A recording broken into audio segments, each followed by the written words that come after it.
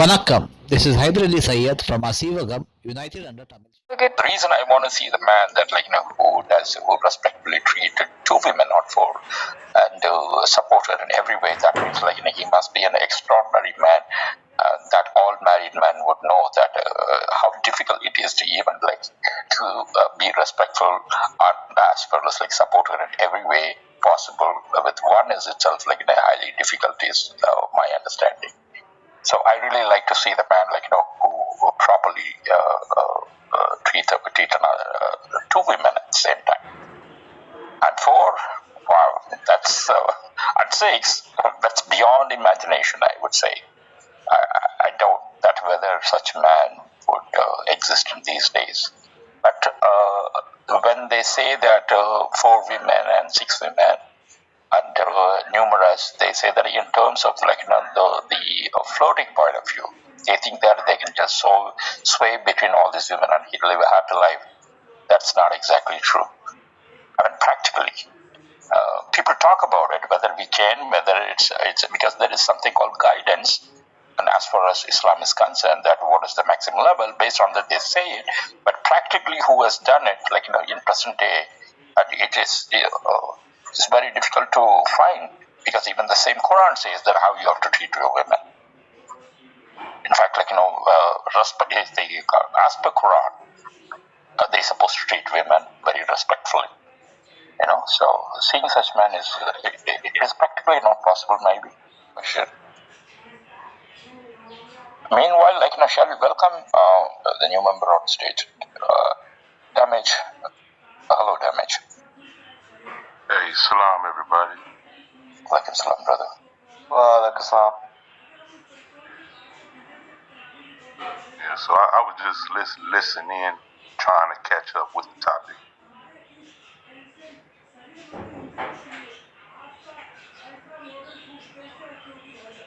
Damage to say, as a regular, that this room, though the title is there about something that we do touch on that, and meanwhile, mostly we talk about things what a speaker brings in, and yeah, obviously we don't go politics, as you know. So we speak in the relative terms, whichever the thing you want to talk about, history, culture, or spiritual point of view. Yes, please. We can move forward with that if you have any. I'm just grateful that we have the Quran here. It's definitely my guide every day. I enjoy it for a number of reasons. Of course, the spiritual path. But, some stories are quite entertaining for the psyche. So it kind of keeps me engaged. I'm just always reading the Quran and trying to map my life after what Allah would like me to do. Okay, thank you, brother. See, as far as this room is concerned, the founder of this club, Hyder Ali, that who know about Quran much better than I do. I actually learned it from him, and in his stand is that Quran is not a religious book; it is a spiritual book, which has been given to people to remind the ways of God, to remind the spiritual path where we can understand God and to be with God. Yeah, I see it as a spiritual book as well. One thing I noticed with many of the, even just the spiritual books from the past, they're a lot more anti-religious power structure. You see Jesus, talking to the rabbis and the priests. And, you see Moses going up against another religious power structure with Pharaoh, but even his own people who were stuck in certain religious practices that he even had to lead. He didn't get the chance to walk them all the way to the promised land, even with Muhammad and the common religious power structure of that day. It seems like it's always been this message to mankind that, it's not religion, deen is the way. So I even see Islam as a religion.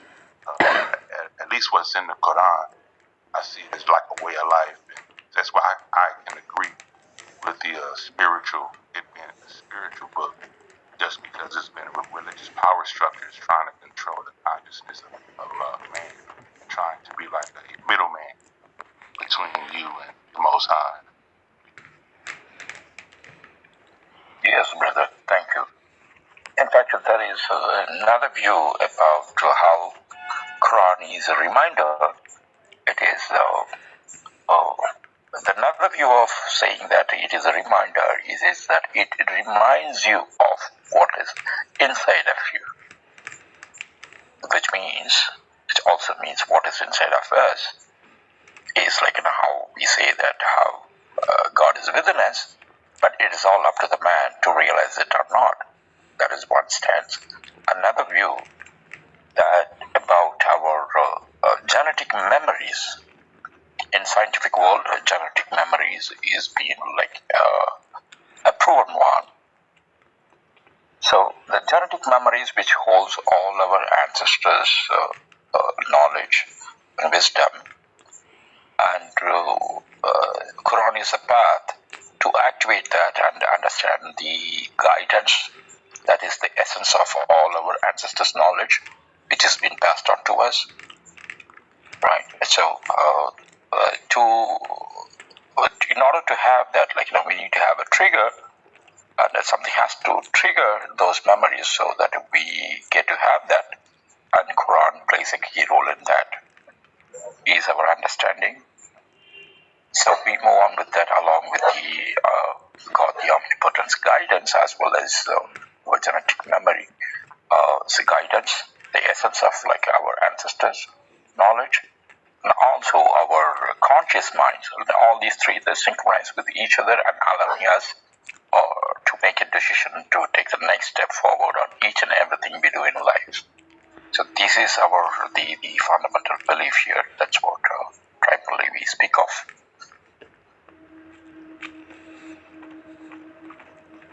Definitely, that was well said. It definitely is a reminder. I can recall reading it when God would call out certain things in people, even if it was the wrong thing. I would see myself when I started to do better things. I would see myself. It definitely causes us to reflect on ourselves and how we interact with this great world that Allah created. So, I certainly agree with you right there. Yes, brother. Thank you. I mean, that's where I have the high regards for. Anyway, it's good. You have any questions on to either that because anything that maybe he can help you on that part? Oh, I just saw the title and said Noah is a Tamil Nadu. Well, it don't say Nadu. I've always put the Nadu on there. I really was into southern India, Nari Bayatu and stuff like that. So I was real interested in what he had to say, or even y'all, about Noah being from southern parts of India. Yeah. Well, maybe I can start with that issue on what basically. And when we have a literature, the oldest identified as one, though as those written 2,500 years plus during that period. We have that, especially there are 5 top literatures are there. One which talks about basic grammar to a language. But that does not mean that one language, because usually grammar means if it is English grammar, it talks about how we can understand English, or likewise for each and every language.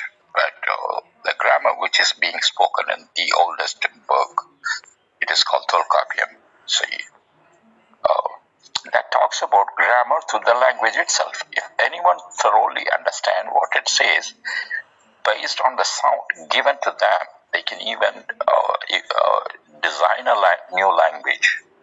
So that is a grammar for languages. Linguistic scholars they take the retroflex consonants to identify the languages which has been dead in the past. So the best example is the Proto-Elamite and Proto-Aramic and the Proto-Hittite language. They are using the same methodology which has been described in Volcapium. Okay, that's one. So that is one, and science and varieties of other things are there that how the basic belief in omnipotent way of life, culture, and medicine. There is so many there. Along with that, it also talks about how this ethnic started in a region.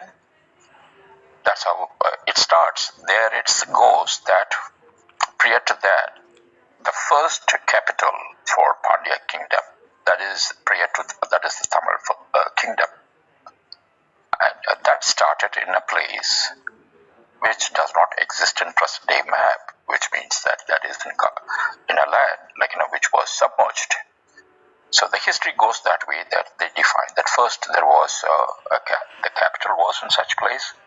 Then after a deluge where that city submerged, then in a specific period of time, another capital was there, and even the other capital after a period of time submerged into the land, and the present day capital is here. That is my native place. That is called Madurai. If you Google MADURAI, that you would know about the city. So Madurai has been a city for almost more than 3,000 years plus. That has been a capital for old Tamil kingdom and later one of the three Tamil kingdoms for a long time. It is one of the cities been inhabited by people for a very, very, very long period of time in the history. So if you look at this, the deluge has never been new to us.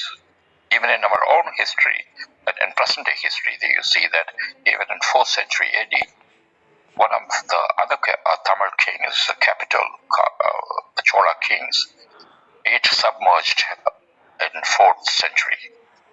Then again, there is another port city called Nagapattinam. Parts of the port city, even today, the Nagapattinam still stands, but the most part of the city, 90% part of the city, submerged into the ocean. And so deluge has been a part of our ethnic for a very long period of time. So we already know that there was a deluge and submerged. That in Bible it has been narrated with a purpose, and it moves on with that. That is where we get to identify and say that the deluge which Bible talks about is approximately about 16,000, 20,000 to 60,000 years ago.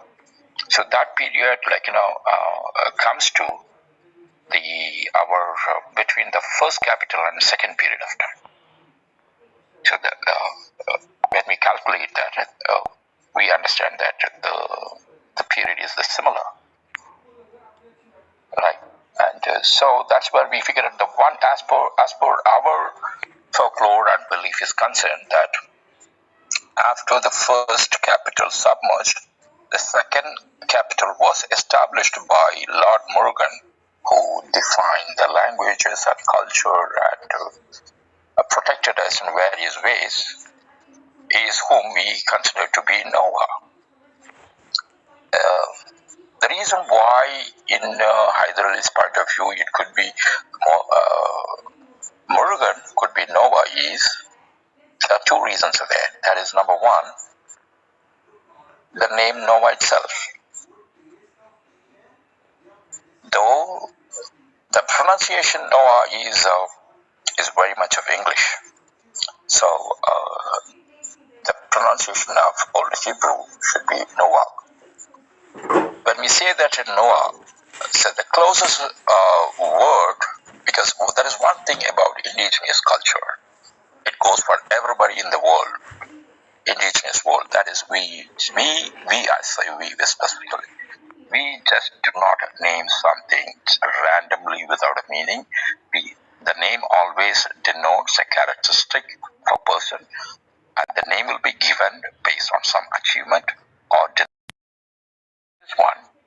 Number one, and as we all know that the Nawa, the ship, rested in Ararat, and people spread. That is their part of the story. Of course, we do have our part of the story after the deluge, like how, like the capital was placed in another place, and then they flourished in our land. That's another part. The present day Tamil Nadu. That's a different story. From the other side, people spread across, and they lived. If you see that old Mesopotamian, their goddess, their gods, because so we all know that it is not that God is omnipotent, the statues, whichever the gods they call it, because that is the way West wants to see us. These gods are mostly all ancestors. That none of these gods came from anywhere else. These gods were on ancestors. We are there to seek their guidance. That is our belief, actual belief. So when other person look from outside, they will think that we are worshipping something. When I'm sitting with my great grandfather, how does it mean that I'm worshipping or doing something? I am there to receive something, his memories and his guidance, and that's why I'm sitting with my great grandfather. So that's why that we sit with these gods, which Westerners call it. So that god name is Marduk, Marduk, Marduk. So that is the another level, but no one has the meaning for it in the world. There is no though God related with the same name. The only God available is our Lord Murugan, Marduk and Murugan. There is in the same region also they talk about God who sit on a peacock with a spear. But of course, over the centuries, those region was prone for invasion. And not only invasion doesn't mean that it is only people coming, a lot of point of views come in, information come in. It changes the actual stories of the native. So it happens. So now it has been kind of demonized, I guess, in that region. And it looks like SD is I have that symbol, but they don't have the knowledge. If they want to know who this person sits on a peacock throne and with a spear and what he's all about, I think probably they'll have to come to us. But what they have is about this SD's God is very much of Greek stories, and it is very easy to understand. It is all about Hades and Ares, so that's how they were influenced. But all over the world there are only three gods who has. When I say God, it never mentions omnipotent, please. So gods three is one is in our place, another one is Yazdis sit on a peacock, and there is another oldest tribe in China, and they used to worship a god on a peacock throne and a spear. So it has so happened, based on our story, one of the disciples of Lord Muruga, was a Chinese. He came from Chinese. In China and our land, we've been having a very, very, very long-lasting trade relationship. So let's not get confused for the present political scenario, but that's how it is. As you even see now, 50% of the world population, it actually resides in the Indian continent, China, and Asian countries. I'm not even talking about the parts of Africa who has no idea about what has been written in Torah or Bible. In olden days, absolutely no. So we always had interrelations and trade links, and we were exchanging not only the products of our land, also the ideas and culture, and even intermarital relations. So this is how the old world was, but however, new world has changed. So that is based on that. But if you go with the Hyder Ali, love to go with the Quran. So maybe Hyder Ali can take segment Yes. carry forward from Yes. here. Yeah. All right, please. Yeah. Thank Okay, you. thank Thank you, you. Reuben. Yeah. Uh, should I call you Damage? You have a Quran with you, Damage? It's very difficult to call you Yeah. by that name, Damage. Yeah. Do you have a Quran with you? Yes, I have Yes. it on my phone. First open chapter 42, verse 13. There I will tell the importance of Noah, what Noah has followed. You just ponder on that meaning. Chapter 42, verse 13. I have it open. Yeah, read it. Okay. He has ordained for you of the religion what he enjoined upon Noah, and that which we have revealed to you, and what we enjoined upon Ibrahim and Musa and Isa, to establish the religion and not be divided therein. Is difficult on the polytheists, what you call them, to it. Allah chooses for himself whom he wills and guides to himself whoever turns. Yes. So this verse is very clear that Allah has ordained for us the same religion which Noah had followed. The same religion was followed by Muhammad. The same religion was followed by Ibrahim, Musa, and Isa. And further it says Allah guides whom He wills to His religion. So here again we have to Noah character is there, and Noah is connected with Tamil, and Noah is connected with Set, the third son of Adam, that is Shiva. Now open chapter 11 verse 48. I'm talking about the deluge. Normally when in the Bible they talk about global flood. They hide the history of Europe as well as Tamil people, and they just want to squeeze everything into Ham, Sham, and Japheth. So Quran gives us additional information in chapter 11, verse 48. Yeah. It says, it was said, O Noah, go down with peace from us, and blessings on you, and on the nations from those with you. But to other nations we will grant enjoyment. Then we will touch them from us a punishment painful. Yes. This is from the news. Yeah, so apart from Noah's son, Ham, Shem, and Japheth, there are other people, group of people who will enjoy the world. So all the civilization from Abu Huraira, Mari civilization, Aram civilization, Elamite civilization, Sumerian civilization, Baluchistan civilization, Indus Valley civilization, these were all built by the Tamil Pandyan colony across this place. And later on they will have a painful punishment. So regarding punishment, we all know that from past 2000 years this country is under untouchable error, and we are a slave on this our own land. So this is what this verse is talking about. But when we talk about Christian organization and these people, they are hiding Tamil history from the people. So this verse is connected with Tamil people, and the religion of Tamil people is called Aaseevagam. Aaseevagam means A stands for God, Sivagam means God guided path. So that wherever in the Quran it says Allah guides whom He wills. Sirat al-Mustaqim. What is that? Sirat al-Mustaqim. Again, it's all connected with Tamil Aaseevagam means a God guided path. So I have given you both the verses. So the starting point of spiritualism starts from India, and it spread across the globe. Even the Kamites civilization, pyramids built across the globe were built by the Tamil people. And after deluge, then we have Ham, Sham, and Japheth, the bloodline of Cain, and the Pandyan colony. So this is where we are today. But most of the people, they will squeeze everything into Ham, Sham, and Japheth. So this is the thing. Now, brother Reuben, can you explain the damage about Aaseevagam?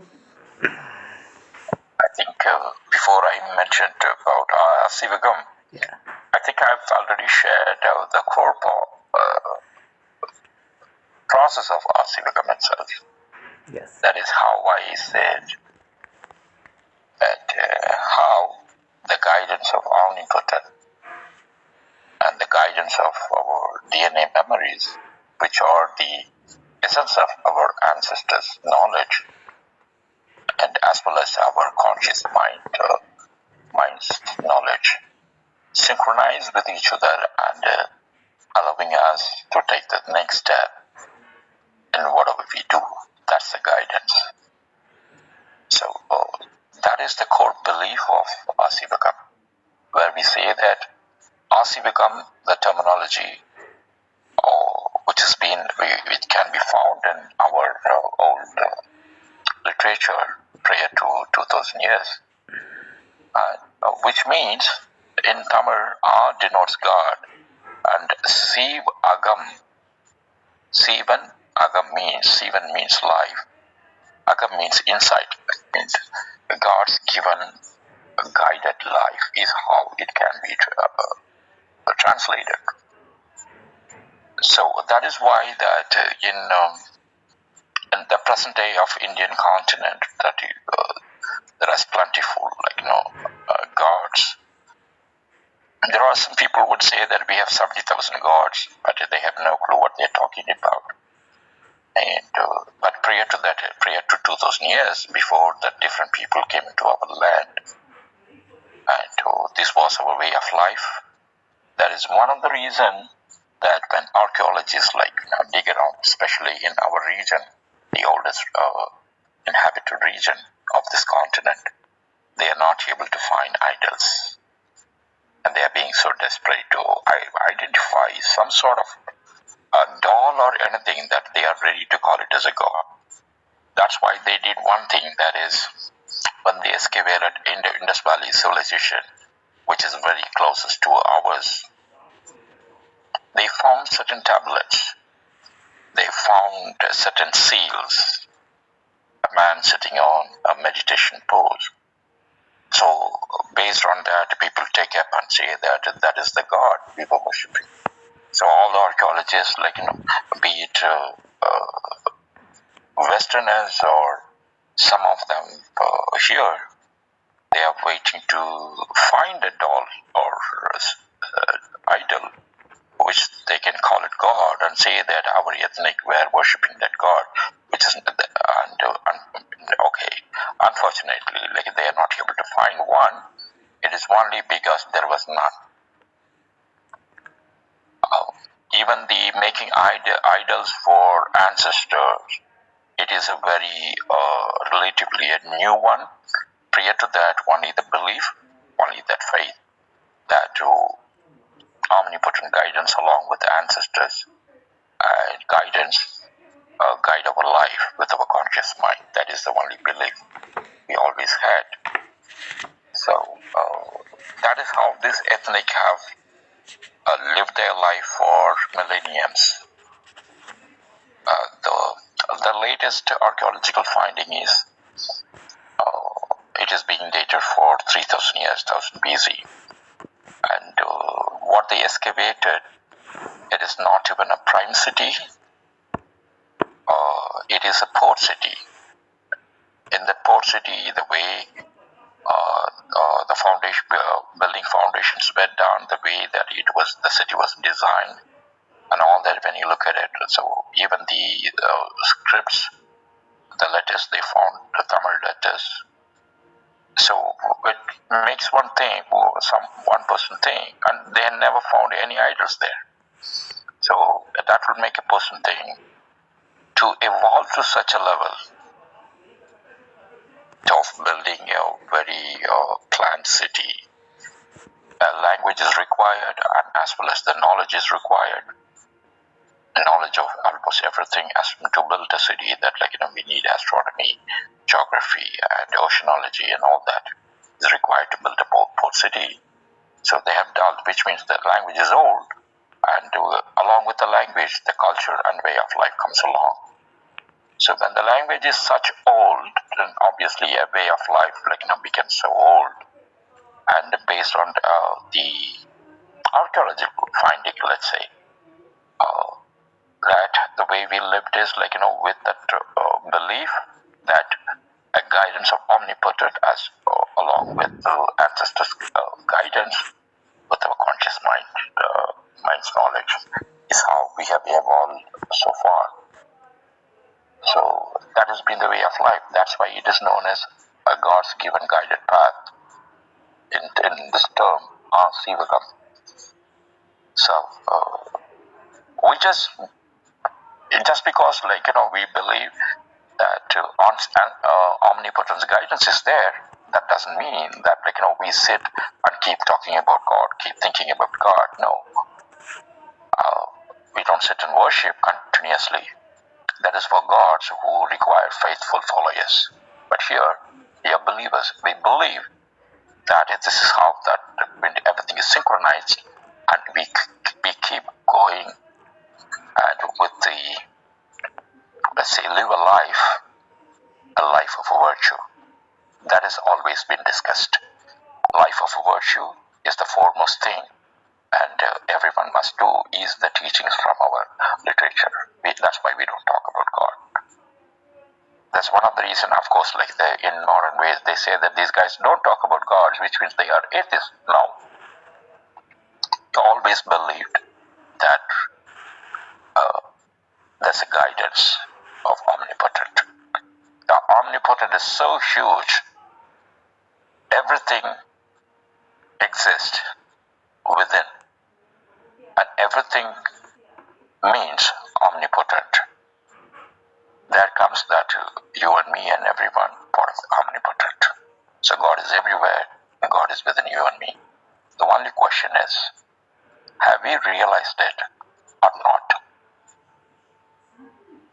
So that's the only question. That's the way of life. Then we go on that live a life of a virtue.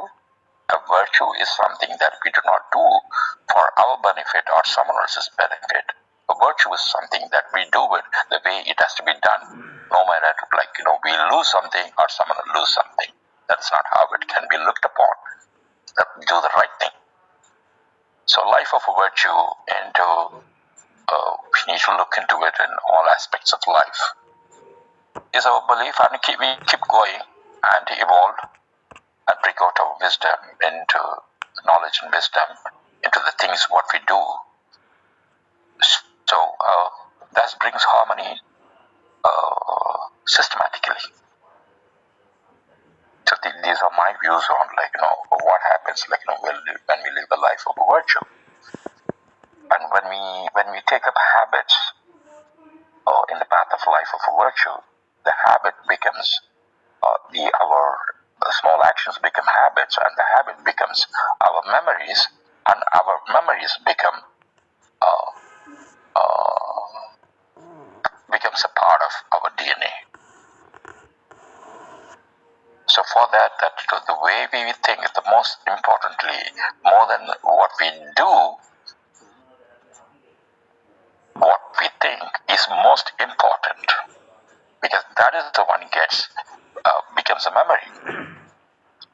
Sometimes there are actions we can do without even thinking, and so we can be done with that. We can even remove that from our memories. But what we are thinking, that always stay in our memory without our conscious mind. And that gets accumulated in our DNA memories. That is exactly that we are going to pass it on to the next generation. So I would say that be careful of what we are thinking, because what of the action do is only other people would know. Whatever we're thinking, only ourselves we would know, not the other person. That is exactly we are going to pass to the next generation. So it's all about us, what exactly we want to pass it to the next generation.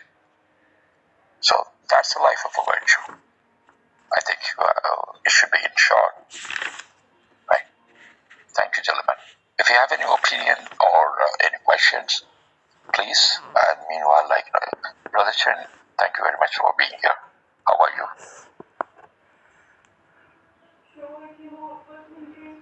Oh no, I appreciate y'all. That's a lot to reflect and brought a lot of clarity to the topic. I certainly can agree with a lot that was said, and certainly understand how it might have evolved to how people perceive it today. So I appreciate y'all. I'm gonna have to step away and stuff, but I really enjoyed this conversation. Y'all keep up the amazing work. Prolonging due to 4 beastly regime disguised as Muslim world. Satyugam possible only through